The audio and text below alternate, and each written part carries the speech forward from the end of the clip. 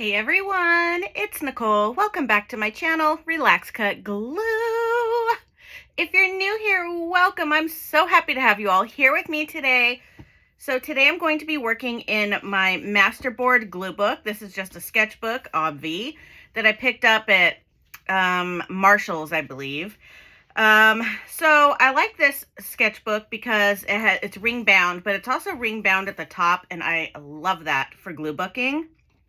So here's my book. Essentially, I'm just making masterboards that I don't intend to cut up, but I totally could if I wanted to, because I could just rip these out and cut them up at any time. Some of them I'm doing decorative, and then I'm also thinking about doing some where I don't necessarily decorate it, so I can cut it up for things if I want. But I'm really enjoying just playing in here and having a good time and creating masterboards. So let's do that again today. Let me just set that aside. So I have this book from Keeley that I got about a month ago, and I've been itching to play with this because it's crafty butterflies and bugs. So everything is like embroidered, crocheted, knitted, that sort of thing. It's like fabric bugs and bees and butterflies and all that kind of stuff. So I thought I would use this. Well, butterflies, not bees. I don't know why I said that. But anyways, I love them because this is like quilted. So I thought that would be really fun. And I was at Joann's a while back, and I showed this to the glue crew, but I picked up some of these little 6x6 paper pads, and they were like, they were 50% off because Joann's was having a big 50% off sale. And this was in like the little bargain bins or whatever. So it was only, I think, $2.50 to begin with. And then I got it 50% off. So I got these for $1.25. And this is one of them. You only get 12 sheets. So you get two, there's 6 designs, I believe. And you get 2 of each. Yeah, 6 designs. So I'm going to take one out of each. One design of each. And I'm going to cut them up into little strips and squares and rectangles. And then, and like this one's really cool because it's already in little squares. So I can either keep this in like, cut this into groups of 4 or strips, however I want to do that. So I'll probably do a little bit of both with that. And then there's also this one, which is obviously perfect because I'll just cut this into 4s. So love that. And then there's this, and then, is that the last one? Nope, there's one more. I just absolutely love these papers. They're just so cute, and I'm really into butterflies and moths and dragonflies and stuff like that. So, super excited about that. So, now I'm just going to chop these up. I'm going to use my little paper trimmer because this is my baby, and I love it. His name is Bartholomew. And yes, I name my craft projects or my craft supplies. Listen, you got to have fun with it. Okay, so I'm just going to put this in here on the line and give it a little slice and dice. There we go. Ooh, I almost got it exactly perfect. Okay. Yeah, that'll be fun. Okay, so this one, do I need to trim anything off? No, I'm good. This one, I do need to trim just a little smidge. Okay, there we go. And there we go. Do I need to cut a little off of this? Just a smidge. It's like a hair of the color of the last one. Okay, so I have 4 there. So I will go, actually, let me show you because I get asked this. Wait, are these 2 the same? Did I cut this one out? Oh no, those are different, duh. So this is how I tend to do this when I'm making, so I keep all my little squares and rectangles and stuff so that I can use them again. So obviously I'm not going to use all of these. So I like to do, so with the 6x6, I cut a 2-inch strip, and then I cut it at, like, I'll do a 2x3, and I have like 2 rectangles, and then I'll take my next one and I'll cut it. Well, sometimes I'll do it this way too. And then I'll turn it so I can get my images to go different directions. And I'll leave this one longer like that. So I keep everything like 1-inch, 2-inch, 3-inch, 4-inch. I don't, sometimes I'll do it like where I just put the paper in and cut. I don't even measure. But I find that when you're doing like a masterboard, it just works easier when everything's kind of on an even scale. So then I'll cut it at 2 again. and then I'll cut it at 2 again. I like to do little 2-inch squares as well. And then I can either cut this into a 1-inch strip, which I often do. It just kind of depends on my mood. So that's kind of my process. I make rectangles, squares. Let me show you here real quick here. So I have one going horizontal, vertical, vertical, a square, and then 2 strips. So, and I don't always do each paper the same. Like the next one I may do the configurations a little bit different, but I will always cut on a 1, a 2, a 3, or a 4-inch, if that makes sense. Okay, so I'm gonna go finish cutting these up and I will be right back. All right, guys, let's get started on this masterboard. I am so excited to get going on this. I had an absolute blast making this masterboard. I love this paper. It's so feminine and cute, and blues and pinks, which are my favorites, and green. I really like it. And Keely's images ended up working really, really well. So I just wanted to say, I showed you how I cut up my little bits of paper where I keep them in the denominations of like 1 by 1, 1 by 2, 1 by 4, 2 by 2, 2 by 3, 2 by 4, 4 by 2, 4 by 1. You know what I mean? You get the drift, right? But that's just what I cut them out to start as. And I do eventually have to cut them down even more when you're doing your masterboard. But that's just kind of like how I start my pieces so that they're pre-cut, ready to go. And if I need to trim them to fit a spot, I do.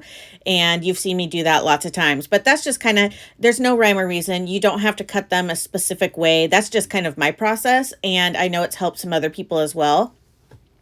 So if you want to do it that way, go for it. It really helps me. And you don't have to cut them on even numbers either. You can cut them on odd numbers or cut them in, you know, all different sizes. Anyways, my point to this is just the way I do it, and I'm showing you so that you can either do it that way if it helps you, or maybe you get an idea from me and decide to do it your own way, which is awesome as well. So it's just a guide, not it's not required. So I have Sherman in here again. I apologize if he's snoring really loud. Oh, my poor little baby. I just feel so bad for him being homesick this week. He's super stressed about being behind in school, and he has a physics class, and it's very intense, and it's like college level, and he's 16, and he's just very worried about being super behind, and oh, my poor kid. It's like, I just want him to be able to lay down and rest, but he's so stressed and he's trying to work on his physics. I feel so bad for him. High school's stressful, man. It's so stressful. But I made him some brekkie. I made him some tea. I've been on tea duty the last 3 days. Of course, he could make it himself, but I'm his mom and I like to do those things. And when my sick child asks me for some tea, I get him some tea. So he's been having tea, and then I made him a breakfast sandwich with some pears. He was a happy boy, so hopefully he's doing a little bit better now. I'll go check on him in a little bit. So here's where I kind of realized that those little squares right there, the ones that were like pre-squared out, I think they're about 1 and... How much did I think they were? Like 1 3/4 instead of 2 inches, if that makes sense. I don't know. Anyways, they were smaller than I thought they would be, so they didn't quite fit in my 1-inch, 2-inch, 3-inch, yada yada, which doesn't matter anyways because I trim them if I need to. So right here, I was kind of deciding how I wanted to work that. So when I'm doing this, I'm always looking ahead, and you don't have to do this. Again, this is just how I do it. But I always look ahead at the colors that I have. I don't want to do 2 of the same patterns next to each other. I also don't want to do too much of one pattern over the other pattern. And so I'm constantly looking ahead at what I need to work on color-wise. So if I'm using this one, I want to make sure that I'm using it evenly throughout the masterboard. And so anyways, that's just something to think about. If you don't care, then don't worry about it. But that's kind of my process. And I kept getting those 2 piles confused because they look very similar, yet they're totally different. I think it's just because they're the same background color.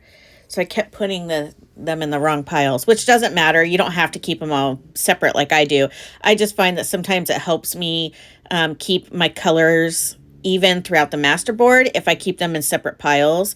Sometimes I'll just keep them in order of size and not the color.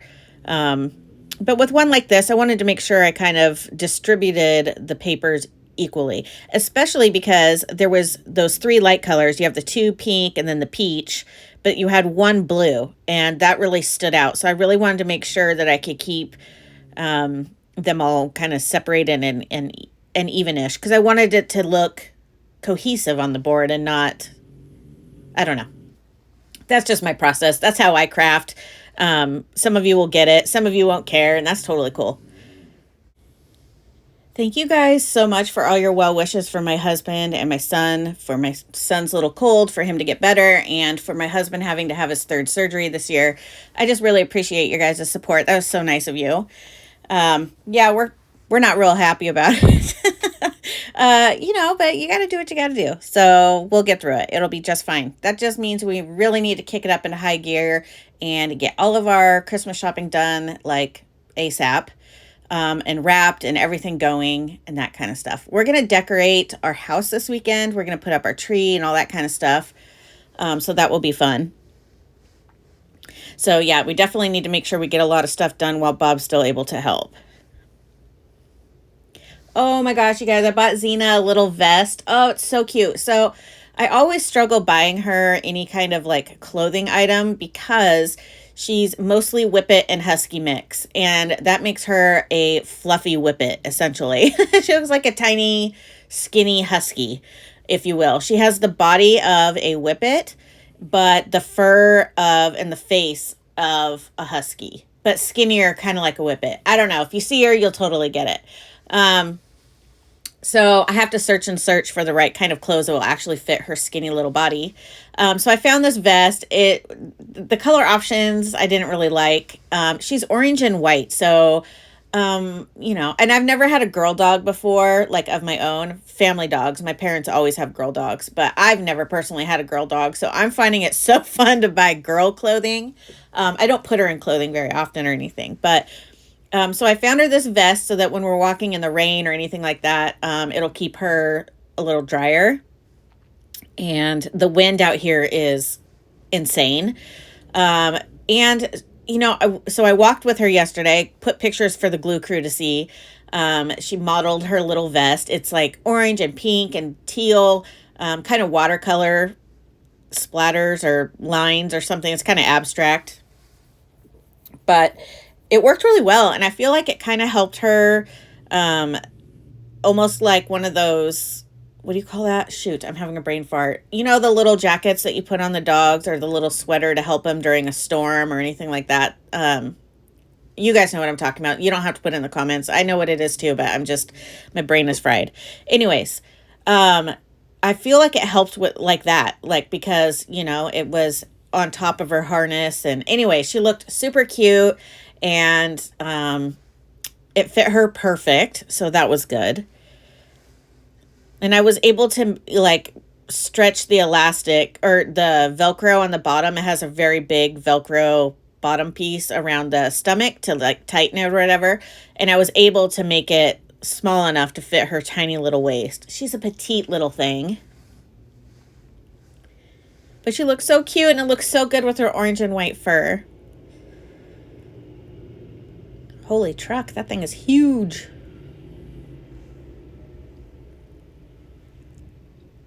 Look how cute this masterboard is. If you have not made a masterboard book, I highly recommend it. So fun. And here's the thing. You don't have to cut them like I do, and you don't even have to cut them at all. You can tear your paper.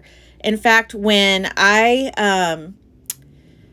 first started making masterboards, I only tore my paper. I absolutely loved doing that. I thought it was a blast. I still like it. Tearing paper is actually very therapeutic. But I've been really into the straight edges lately, so that's kind of my vibe right now. But absolutely tear your paper. Torn masterboards look amazing. So definitely do that if you would like. The bottom is always the hardest part for me because you always have to or at least I do. I always start in the right, or I'm sorry, top left corner. I don't know why. I just do every single time. If you do a masterboard, where do you start? Do you start in the middle? Do you start in one of the four corners? Do you start on the side? Let me know. I'm curious because I always start top left corner. No rhyme or reason. It's just how my brain works. But I'm curious, how does your brain work? Where do you start? Because I know there's a lot of you out there that love to make masterboards too. Oh man, my throat. I am not feeling so great. I don't think I have what Jackson has, or if I do, I'm coping with it better than he does. But yeah, I don't know. A little stuffy, my throat feels a little swollen, and I'm getting very tired very easily. Yay, there's my masterboard. Oh my gosh, it's so cute. So now I'm going to cut off all the edges. Now, these bottom pieces I save because I can use those as strips for my next masterboard because I have leftover paper. So I'm cutting them very carefully so I make sure that they're still usable. And some of them have a little bit of glue on them. So I just turn them upside down and leave them on my table to dry. And then once that glue is dried, I put them in the pile with the rest of the papers. And then I save it for another masterboard or an artist trading card or whatever I feel like making with those paper scraps. But yeah, I definitely save all those papers. Except for these, like this side stuff right here. Yeah, that's just scrap. It goes in the bin. Oh my gosh, cutting off paper is so satisfying. It's like my favorite part. Oh my gosh, how cute is that? Okay, so now I've decided that I want to look through Keely's book. Oh my gosh, I love her cover pages. Oh, they're so good. The one she did for our book, amazing. Love it. So I'm going through here and kind of looking at my masterboard and looking at the butterfly, seeing which ones I want to use. I love the variety of colors of these butterflies. Some of them, there's like rainbow ones in there. I'm totally itching to use those. I love these pink and blue ones right here. So cute. Oh my gosh, Sherman, you sound like a boat horn. Oh my gosh, loud snoring dogs. I tell ya. Oh man, I loved those butterflies too. Look at her back pages too. Oh my gosh. Ooh, I love those. So I was trying to find ones that fit the color palette, but also were not exact per se. Like I wanted them to stick out a little bit. Love these, the teal with the green. Oh my gosh, so cute. So cute. By setting them there, I can kind of see the color palette of what I have going on. And I was like, ooh, I forgot there was leaves in here. I need some of those. I only cut out a couple. I kind of wish now that I cut out a few more. But here's the thing. I don't want to overcrowd my masterboard because it's beautiful as it is. I could make another one and then not put any decoration on it. So I have one that's decorated and one that's not. You can absolutely cut up your decorated ones, but I'm going to end up putting some words and stuff on mine, so I'd have to be really careful about how I cut it up. But yeah, you can totally cut up your decorated ones. You know, that might be kind of fun to do 2 masterboards with each of the papers because you have, you know, leftover, and then you could have one decorated and one not, so the other one you could just tear out and use. That's a great idea. I might do that. I really wanted one of these snails, and I ended up picking a smaller one. I kind of wish I picked a bigger one, but it's just a little accent piece. It's not the main focal, so that's okay. And then we have some more little bugs, and I was like, ooh. And there is a bee in there. I knew I saw a bee.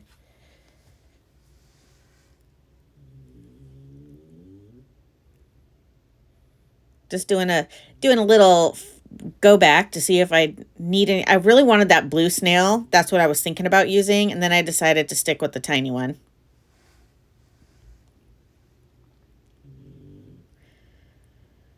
So cute.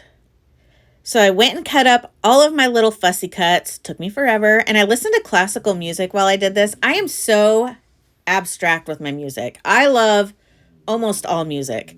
So it just really depends on my mood. So I was just, I don't know. It was quiet in here. I had classical music on. I was just fussy cutting. Sometimes it's so relaxing to listen to classical music.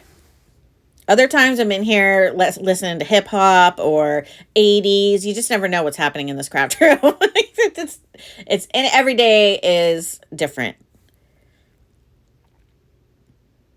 This is my favorite part. Oh my gosh, my favorite part is the decorating. I love it. It's so fun.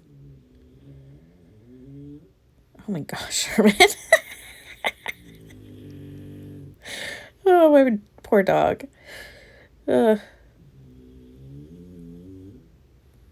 He's such a cutie patootie. I love my babies.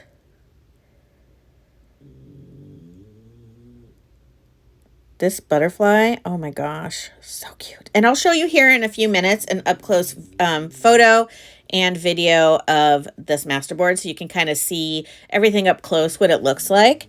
But I'm really happy with the way it turned out, and I quite honestly want to make another one, so I might just do that. I could, in fact, I think I'm probably going to put on a movie and then make some more. This is such a fun thing. Oh my gosh, Sherman's having a dream and he's like moving around like he's having a seizure. Wonder what he's dreaming about. He's dreaming about ladies. He's probably dreaming about chasing a dog treat. So I'm using a bunch of these words. You guys know I love these words. Oh my gosh, they're my favorite. So this pack right here, I originally got on Temu. But you can also find them on Amazon. I'll link them down below, the Amazon link. And then I also have some other ones that are brighter colors. They're very vibrant. Same kind of color palette, but vibrant colors instead of pastel. Obviously, I went with the pastel because this is a pastel kind of situation. But yeah, you can find these word stickers on Temu, probably Shein. They're basically like the Tim Holtz ones, but colored. You can find them on Amazon, lots of places.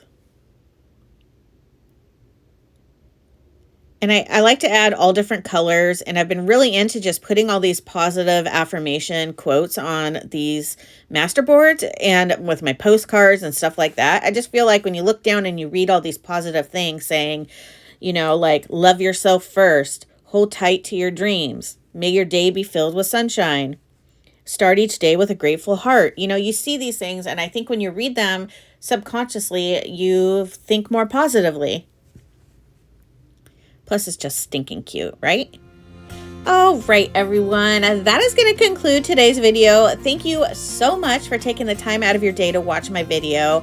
I really, really appreciate it. If you wouldn't mind, please hit that like button. It's a great way to support me and my channel. If you haven't subscribed yet, what are you waiting for? All the cool kids are doing it. I would love to see you stick around.